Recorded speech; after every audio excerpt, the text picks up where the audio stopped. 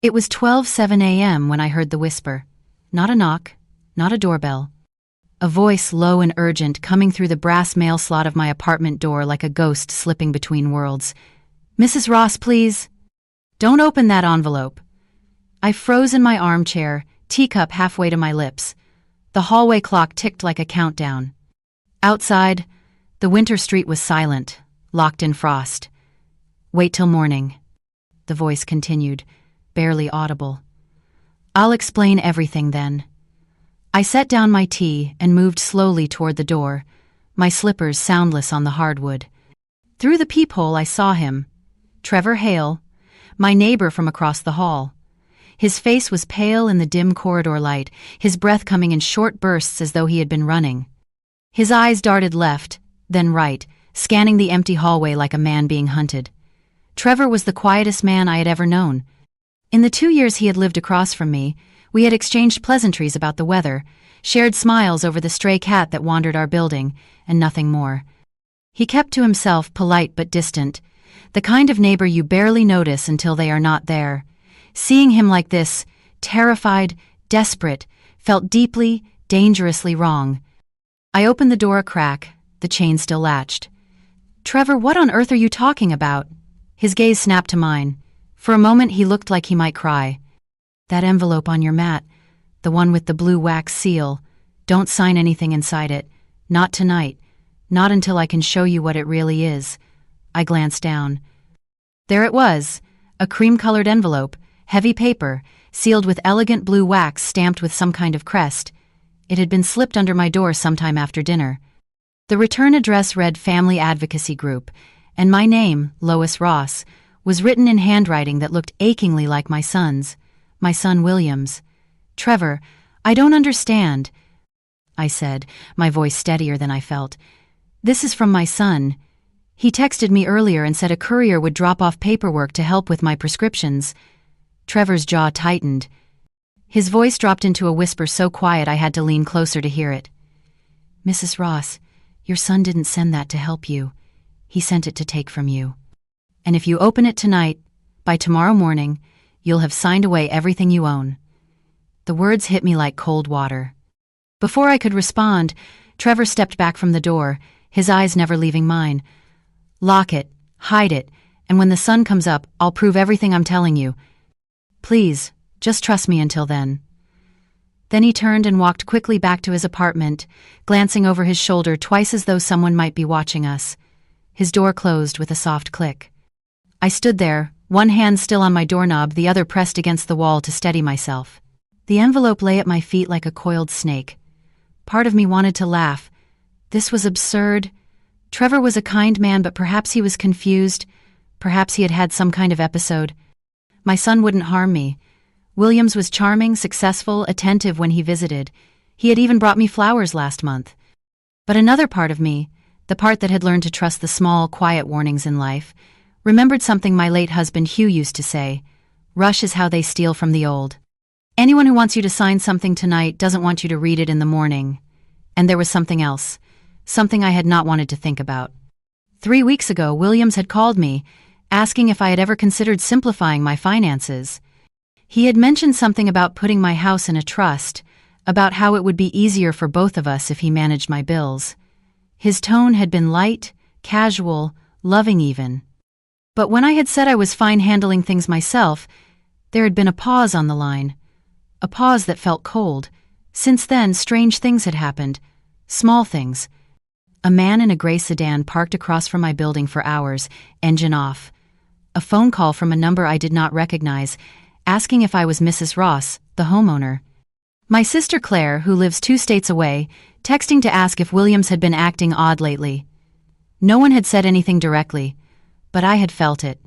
Something was circling my life, quiet and patient, waiting for the right moment to strike. My name is Lois Ross.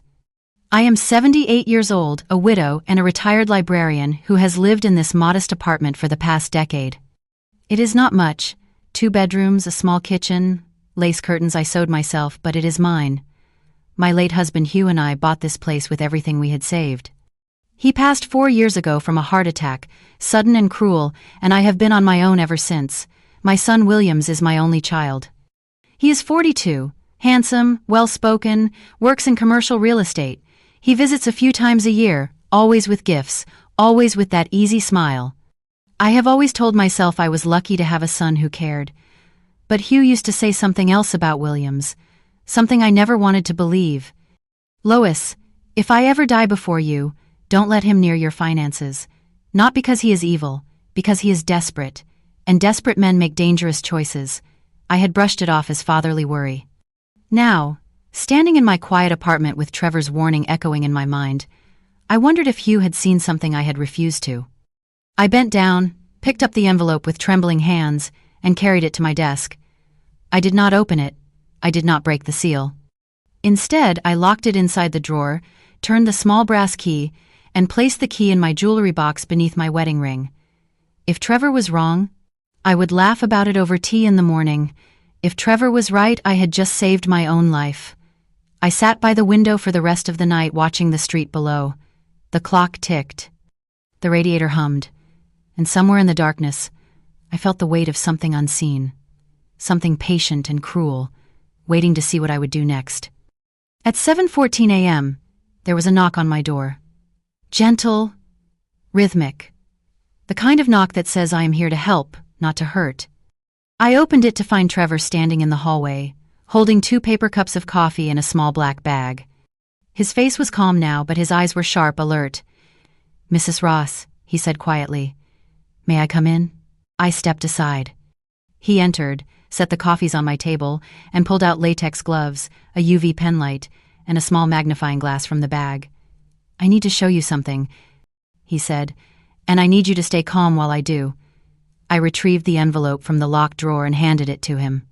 He put on the gloves, broke the seal carefully, and spread the papers across my kitchen table under the morning light. What I saw made my blood run cold. The letterhead read Temporary Safety Authorization. But buried in the fine print, in tiny gray text beneath the signature line, was a clause that made my stomach turn. By signing below, the undersigned voluntarily agrees to the immediate establishment of a temporary conservatorship, granting full financial authority to the designated agent, Williams Ross, for a minimum period of 180 days, with automatic renewal, unless contested in probate court. Trevor's voice was quiet, steady. "This isn't a prescription form, Mrs. Ross. It's a legal document that would give your son complete control over your bank accounts, your property, and your medical decisions. If you had signed it last night, by this morning you would have no access to your own money, and by the time you figured it out, he would have moved everything out of reach." My hands shook. "But the notary seal, the witnesses!" Trevor aimed the UV light at the notary stamp. Under the glow, I saw it. A faint watermark mismatch, a registration number that did not align. He pulled out his phone and showed me a county database search. Notary ID number 47291, deceased 2019. "Whoever prepared this used a dead woman's credentials," Trevor said. "That makes it fraud. Premeditated, calculated fraud." I sank into my chair, unable to speak. If you want to know what happened when my son walked through that door, and the 3 questions that made him confess everything, you need to hear what Trevor told me next. Because what he revealed that morning did not just save my home, it exposed the kind of man my son had become and the choice I would have to make between being his mother and being Lois Ross. Trevor sat across from me, his hands folded on the table, his eyes carrying a weight I had not seen before. He took a slow breath, as if gathering the courage to say something he had kept buried for years. "Mrs. Ross, I need to tell you the whole truth," he said quietly. "Your husband Hugh and I did not just know each other in passing. We worked together. I was a probate and records investigator for the county for 23 years. Hugh and I crossed paths on an elder fraud task force back in 2018. We worked cases together, cases where families were being targeted by their own children, where legal documents were weaponized to strip people of everything they owned." I stared at him, my mind struggling to process what he was saying. Hugh had never mentioned Trevor, not once.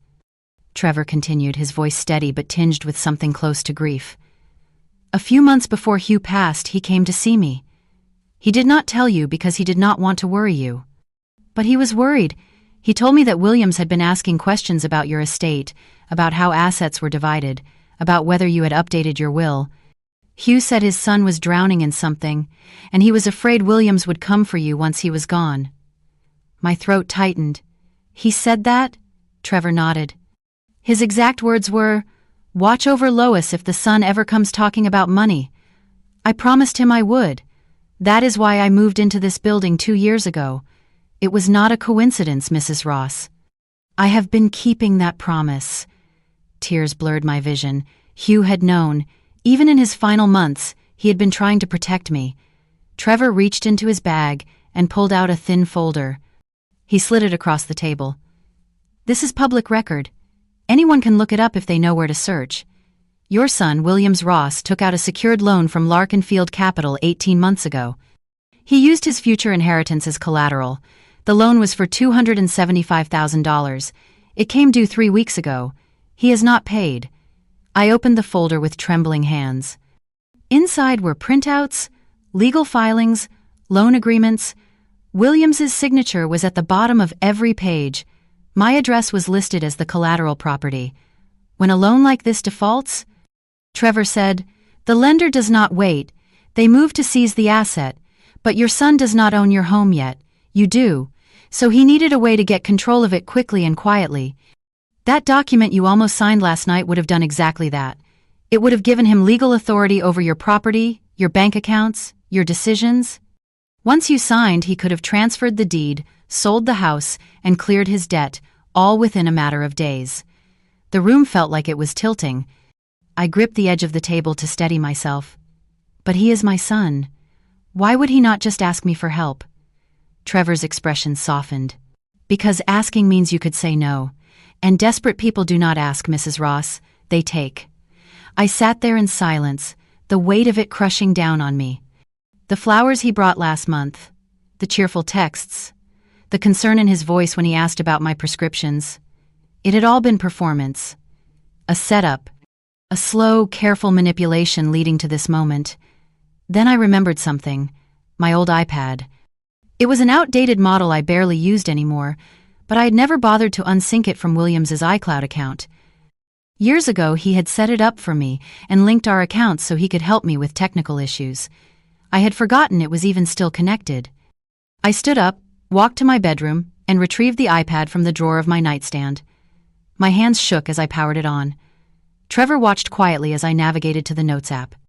There, at the top of the list, was a draft note, unsent. Created 2 days ago. I opened it. The words on the screen made my stomach drop. Once Mom signs, move her to assisted living. Sell the house by end of month. Trevor won't know. Notify Larkin Field by Friday. Keep her calm, keep her unaware. If she resists, medical evaluation. Use the stroke history. I gasped, the sound sharp and broken in the quiet room. Tears spilled down my cheeks, hot and furious. Trevor rose from his chair and stood beside me, reading over my shoulder. He was going to put me away, I whispered, my voice barely audible. He was going to take everything and lock me up so I could not fight back. Trevor's jaw clenched. He still plans to. That is why he is coming here this morning. He thinks you signed the document last night. He thinks everything is already in motion. I looked up at him, my grief turning into something sharper, something colder. What do I do? Trevor met my gaze, his eyes hard with resolve. We set a trap. We let him think you signed it. We let him walk in here believing he has won. And then we record every word, every lie, every admission. We get him to confess what he planned to do, and we use it to stop him. I wiped my tears away, my hands steadying. How? Trevor pulled out a small recording device from his bag, no larger than a pen. I will hide this under the table. You will act confused, vulnerable, exactly how he expects you to be. I will sit quietly in the corner, just a neighbor visiting.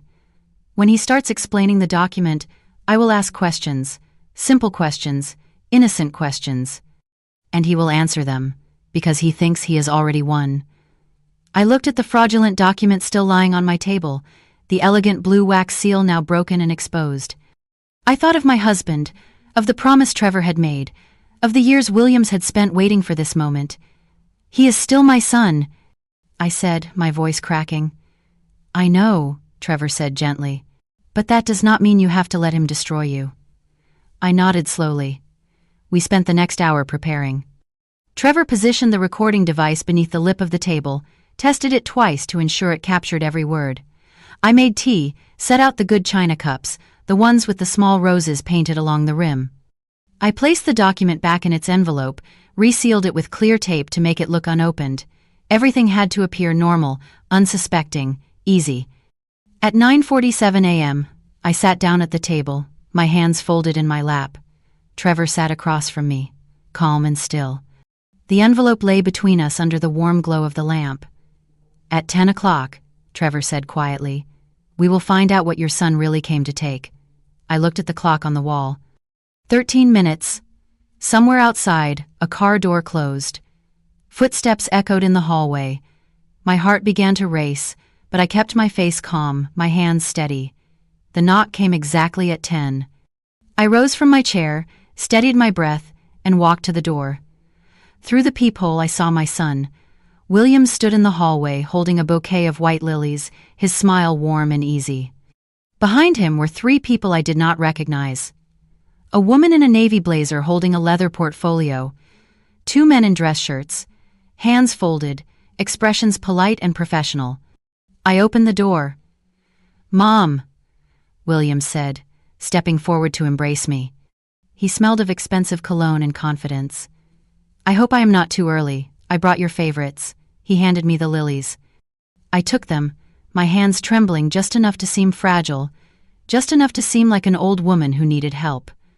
"Oh, William, they are lovely," I said softly, my voice carrying the frailty he expected. "But you did not have to bring so many people." He laughed, the sound light and practiced. "Just routine, Mom. This is Miss Carter, a mobile notary, and these are the witnesses we need to make everything official. It will only take a few minutes. I promise." Trevor rose from his seat at the table, nodding politely. "Morning, Mrs. Ross. I hope I am not intruding. Just stopped by for a visit." Williams glanced at Trevor, his smile tightening for just a fraction of a second. "Of course not, the more the merrier." I gestured toward the table. "Please everyone sit. I will put these in water." As I moved to the kitchen, I placed the lilies in a vase and retrieved my phone. I had positioned it earlier inside my glasses case. The camera lens aligned perfectly with the center of the table. I set the case down gently near the envelope, ensuring the angle captured everything. Williams pulled out a chair for me, ever the gentleman. Miss Carter, the so-called notary, placed the leather portfolio on the table and opened it. The 2 witnesses stood near the doorway, silent and stiff. "Mom, this is just the form I told you about," William said, sliding the envelope toward me. "The one to help manage your prescriptions and make sure your bills are handled smoothly. You know how complicated everything has gotten. I just want to make your life easier." I looked down at the document, the blue wax seal now broken from when Trevor and I had inspected it earlier. I had resealed it with clear tape, hoping no one would notice. I nodded slowly, letting my hands shake as I reached for the paper. "Of course, dear," I said. "I trust you." Williams beamed. "Just sign here at the bottom and we will take care of the rest." I stared at the signature line, then looked up at him, my brow furrowed in confusion. "William, what does this part mean? Minimum 180-day hold on property. What property are they talking about?" Williams did not miss a beat. "It is just standard legal language, Mom, do not worry about it." Trevor, who had been sitting quietly with his hands folded, spoke for the first time. His voice was calm, almost conversational. "Standard for liens, not love." The room went still. Williams turned to look at Trevor, his smile frozen in place. "I am sorry, what?" Trevor leaned forward slightly, his tone polite but pointed. "A 180-day hold on property is standard language in foreclosure proceedings or debt recovery.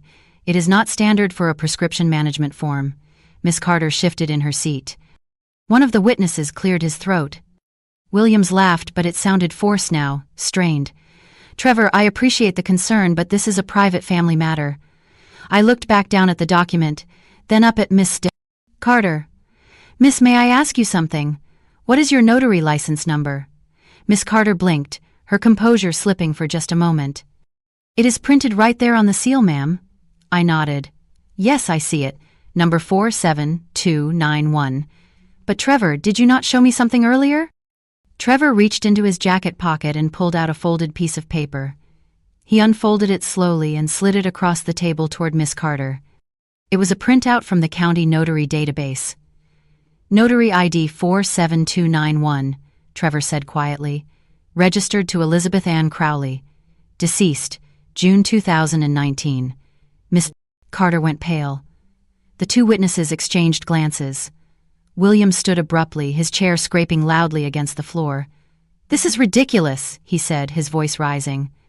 "You have been poisoning her against me. You have no right to interfere."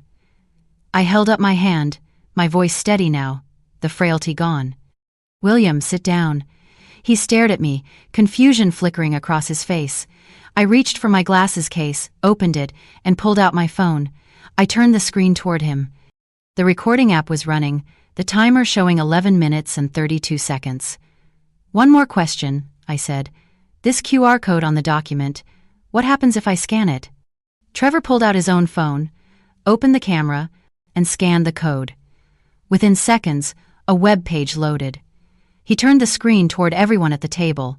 It was a pre-filled e-filing portal. My name, my address, my property details, all ready to submit with a single click. The header read, "Voluntary conservatorship transfer, effective immediately." William stared at the screen, his face draining of color. Miss Carter stood, grabbed her portfolio, and moved toward the door. The two witnesses were already gone, their footsteps echoing down the hallway. "This is not help, William," I said, my voice breaking but strong. "This is theft disguised as care." William slumped back into his chair, his hands covering his face. "It was supposed to be easy," he muttered. "You were not supposed to know. You were just supposed to sign." Trevor pulled out his phone and dialed a number. His voice was calm, professional. "Yes, this is Trevor Hale. I need to report an attempted probate fraud. I have physical evidence and a recorded confession. The address is 1447 Maple Street, apartment 3B. In the distance, I heard sirens. Williams looked up at me, his eyes red. "Mom, I am sorry. I did not know what else to do. The debt, the calls, they were going to take everything." "So, you decided to take everything from me first," I said. He had no answer. The police arrived within minutes. Trevor provided them with the fraudulent document, the notary verification, the recording, and the printout of the loan agreement from Lark and Field Capital. Officers took statements from Trevor and me. They asked if I wanted to press charges. I looked at my son, handcuffed and silent, and felt something break inside me. "Not today," I said, "but I want a restraining order. And I want every financial connection between us severed immediately." The officer nodded. "We can arrange that, ma'am." I turned to Williams one last time. My voice was quiet, but every word was clear. "I forgive you as a mother, but as Lois Ross I will fight you to my last breath." His eyes filled with tears. Not anger, shame. They escorted him out. Hours later, the apartment was quiet again. Afternoon sunlight filtered through the lace curtains, warm and soft. Trevor and I sat at the table, 2 cups of tea steaming between us. The envelope lay nearby, now sealed in an evidence bag. I exhaled, the weight of the day finally lifting. "Some letters are not meant to be opened," I said. "Some are meant to wake you up." Trevor raised his cup in a silent toast. I smiled, and for the first time in weeks, I felt peace.